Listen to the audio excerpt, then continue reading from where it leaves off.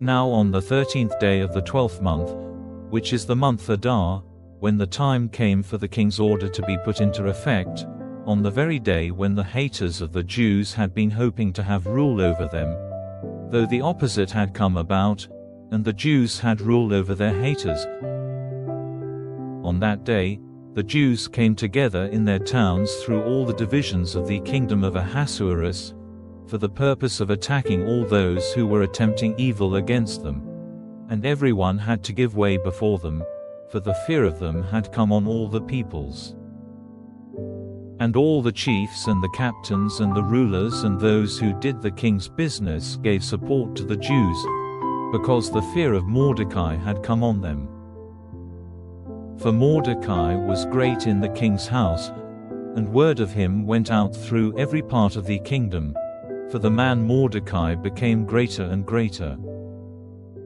So the Jews overcame all their attackers with the sword and with death and destruction, and did to their haters whatever they had a desire to do.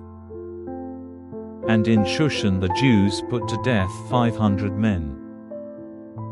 They put to death Parshandatha, Dalphon, Aspatha, Paratha, Adalia, Aridatha, Harmushta, Arasai, Aradai, and Vasatha, the 10 sons of Haman the son of Hammedatha, the hater of the Jews, but they put not a hand on any of their goods.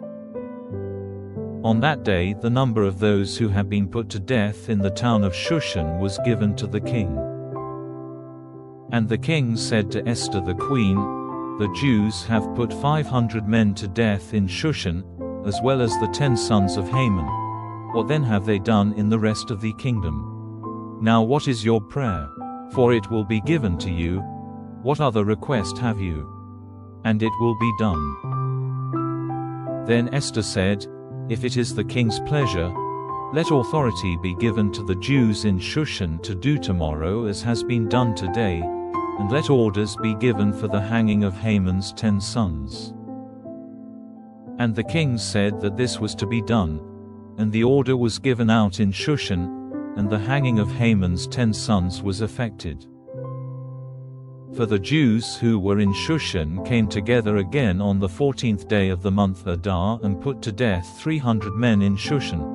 but they put not a hand on the goods. And the other Jews in every division of the kingdom came together, fighting for their lives, and got salvation from their haters and put 75,000 of them to death, but they did not put a hand on the goods. This they did on the 13th day of the month Adar, and on the 14th day of the same month they took their rest, and made it a day of feasting and joy.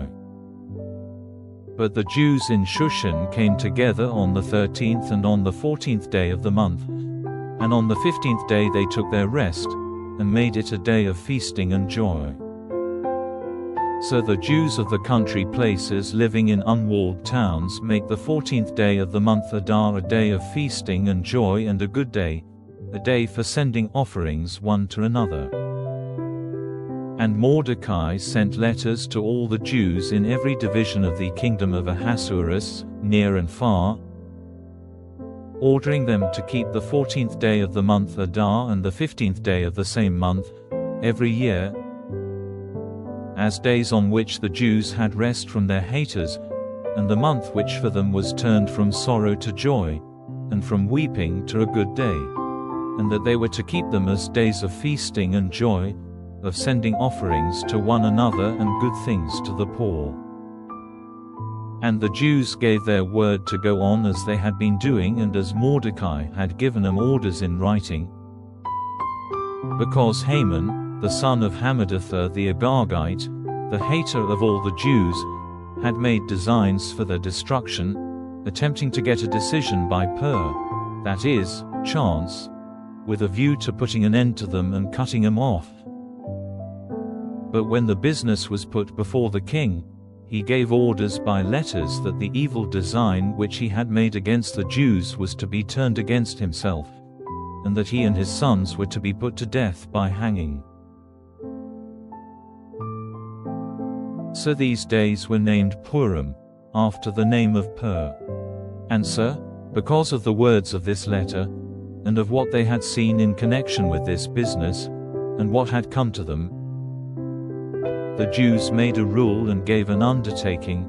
causing their seed and all those who were joined to them to do the same,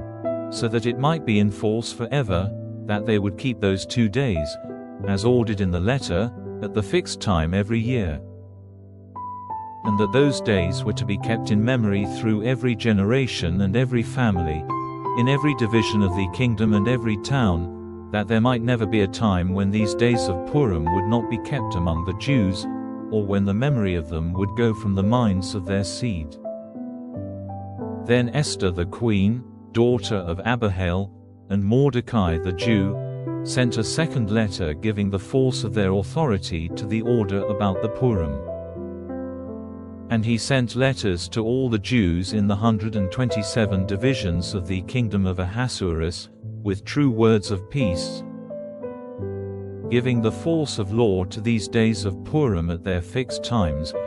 as they had been ordered by Mordecai the Jew and Esther the queen, and in keeping with the rules they had made for themselves and their seed, in connection with their time of going without food and their cry for help.